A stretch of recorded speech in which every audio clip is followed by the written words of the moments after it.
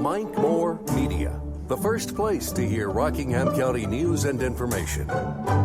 Randy Hunt is Main Street Manager for the City of Eden. Hey, Randy, how you doing?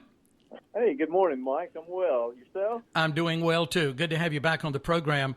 Well, let's talk about our Main Street. What's happening in Eden? Some good news that you want to share with us? Some excellent news. I guess most of your listeners have heard what we've alluded to for the past few programs about some things that were happening, and hopefully we will have an announcement, or at least an affirmation Wednesday that the hotel changes hands. Mm-hmm. Oh wow, this is big news. It's been a slow process. You know, the economic development. You imagine when you see how fast the economy moves and how trends start and finish and how things go viral, and you think, golly, Pete, you know, the world's flying by at a record pace, and then you get involved with a project that has a lot of moving parts, and then you realize, geez, this is how sausage is made. You didn't want to know all this. Yeah. But it seems to be coming together. A lot of people have put in the additional effort to make sure that this project is going to be successful. I can imagine that it would have been real easy to abandon this project several times during the process. Mm-hmm. Well, unless people are involved in something like this and trying to put this together on so many different levels, they don't have an idea. But there's so much involved in talking to Michael Carpino, the property owner downtown, who's going to be purchasing the hotel, Central Hotel. And I was in a little bit of that conversation the other day, and he was really praising the City of Eden and you and the staff and everybody for your help in making this happen, Randy. Well, I tell you, it's been challenging, but very exciting. It'll be a real game changer for our Main Street program. Something like this happens rarely in communities, very rarely, and to see the momentum that's building around it, and watching the other businesses open up, and the good positive vibes that you're getting downtown. Mm-hmm. It's a lot of people have worked downtown and kept their nose to the grindstone and been successful and been there a long time. But, you know, it's kind of nice seeing the buildings are all starting to fill up and the new facades going up and just the smiling faces and being able to get a cup of coffee, in the morning. Those are the little things that make a town feel like a hometown. Yeah, make it a good Main Street situation. Yeah. And this the old hotel that was built back in the mid-20s been sitting vacant really for a number of years. So that's even more exciting when you can put something new in there. You know, I was told, and I've got no way to verify this, but the last business that was upstairs in that Central Hotel left December 31st, 1969. Wow. And yeah, that's a long time for a property to be empty. So it'll be a good utilization for the space. Getting apartments in there over the weekend. I don't know if this was part of your conversation, but I was put to task to see if it would be viable to put a rooftop venue on that hotel. You know, I asked him about that when we were talking the other day. Wouldn't that be neat? Is that possible? It is. Yes, it is possible. I spoke with the building inspector over the weekend, and just to sort of bounce it off of him to see if there was anything barring us from doing that. And he didn't see any major encumbrances. He talked about some ideas and passed that around, and again spoke with Michael Carpino about it. Mm-hmm. And as long as it's cost effective, I think that they'll be able to move forward. It won't be part of the initial construction. The construction has to finish, and they're just different companies involved with with the, I guess, between the construction and the residential part of it. Mm-hmm. So we want to get I guess some of the hurdles out of the way and try to start getting the building occupied. They'll start on the top floor with the plumbing and the electrical and roughing everything in and work their way down. So, in theory, there'll be people living upstairs in 4 months while they're still doing the construction downstairs. Mm-hmm. Because there is a timeline. He has to get this completed in a certain amount of time, doesn't he? Absolutely. Construction loans construction loans are just rare to start with. Mm-hmm. Residential loans are a little easier to come by. So for him to do this, he wants to limit his construction time, get it done, and have people start to move in. That having that revenue stream come in earlier is a smart way to do the project. Sure, yeah.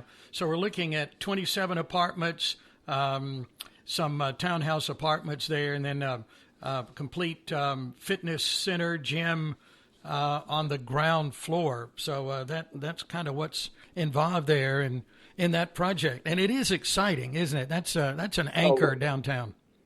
Oh, it's a jewel. It's an absolute jewel. Everybody that comes to town wants to know what the history is of that hotel.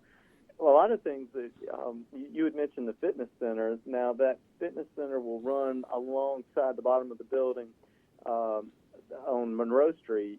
And, originally those were windows that have been bricked up. Mm-hmm. And I had never seen it other than some old pictures. So he's going to open that up. It's going to be a lot of glass, and it's going to look bright and airy and just add a lot to the design of our downtown. Oh, sure, yeah. And that's for the tenants there in that particular building, too. So that's a plus for them, yeah.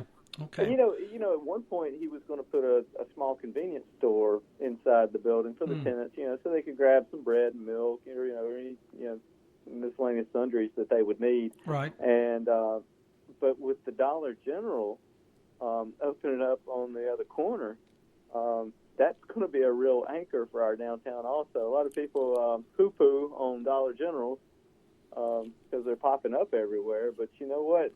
That location is going to be perfect for the hotel. I mean, if we have 40 apartments, between what's above the pizzeria that's being built and the 5 apartments at the coffee shop, between that and the hotel, you're looking at 40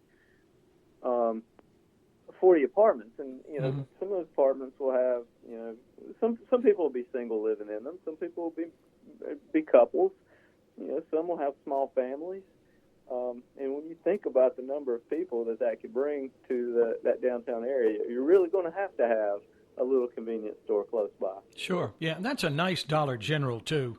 In that Family Dollar building, and you mentioned a little bit ago, starting that the new businesses that have opened, and one that is open and getting ready to move into a larger, it hadn't been open long, getting ready to move into a larger facility. I don't know whether they're releasing that information yet, but there's some really neat shops that have just recently opened to kind of complement the ones that are already there.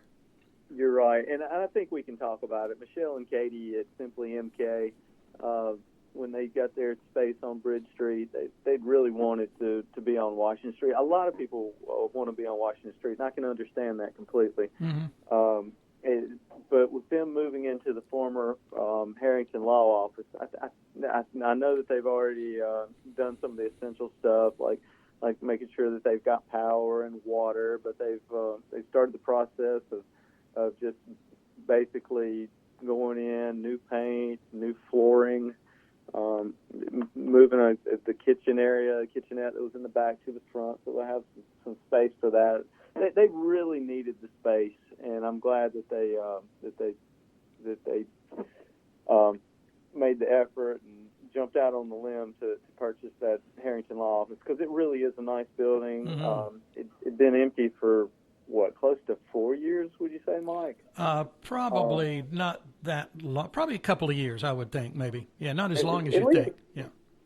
Yeah, I think it took them a little time to shut down. Yeah, and close things out. You're right there. I don't know. Time flies. It could have been 4 years. The way you're saying it. Well, Yeah. well, I remember when Tommy died, but still, there still would have been a lot of loose ends to clean up at the firm that others could have helped with. But either way, that helped get some more people down on that end of the street. I was joking around half-heartedly with some folks that we're looking to maybe continuing to go in that direction east. Okay. On Washington Street, because there is a little bit of property up there at the corner of 87. We've got the former Carter Bank building that we could use that space. Across the street, the old I believe the signage is Taxico, but I think it might have been a First Union at one point at the corner of Washington and Hamilton. Yeah, I think it was a Wachovia too at one point, maybe. I think you're right. Yeah. But and I look at that property. We drive by that often, and I'm thinking, wow, that's some prime real estate there that somebody will jump on one day.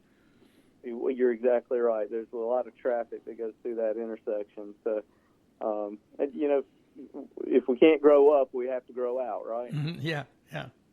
Okay, so good things happening on, I was going to say on Main Street, and I guess we can say Main Street, but and down in Old Leaksville. Yeah. Well, yeah, and there are a lot of diehard folks that are going to say, no, that's the Leaksville Commercial District, and we've got all these downtowns. But Mike, when we did our branding survey a few years ago, and we had a lot of focus groups that we were trying to help us figure out what our identity is.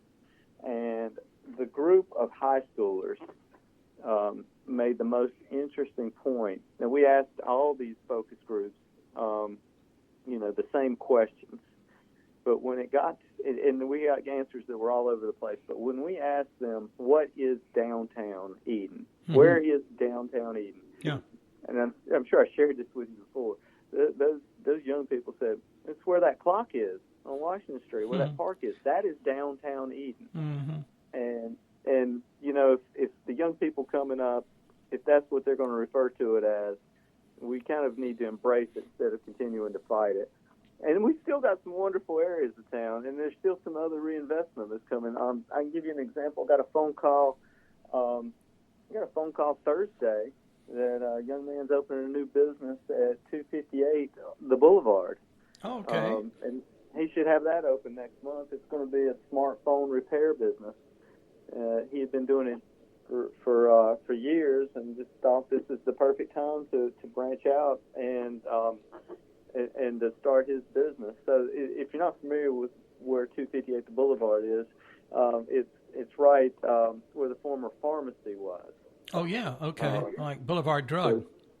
Yes, sir. Yeah, yes, sir. Okay. Which has a new, really a neat little shop right beside it, and then across the street on the corner there, the old Western Auto. There's some good things happening in that block on the Boulevard. Oh, absolutely. And if you have a chance to go by 241 events, April's just done a phenomenal job in there, enlarging her area in the back. I guess, what would you call it? It's a big area. Yeah, she was showing that to me recently. That's huge. Yeah, and I'm really proud. She's moved her storage to another area. She's updated her kitchen.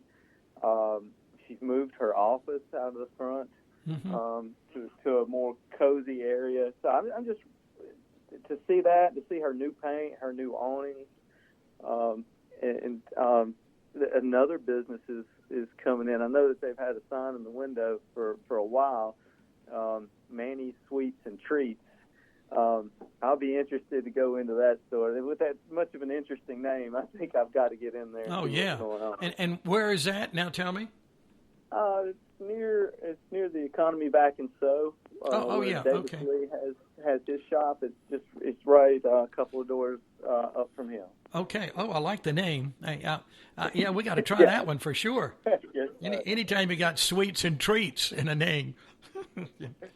Yeah. Okay. So and we're seeing some other things. I know I'd mentioned facade grants. In Draper, Wednesday, we'll be awarding 2 facade grants to qualifying businesses. Actually, one of the businesses painted. It's actually three separate businesses, but it's Linda Wyatt and her antiques.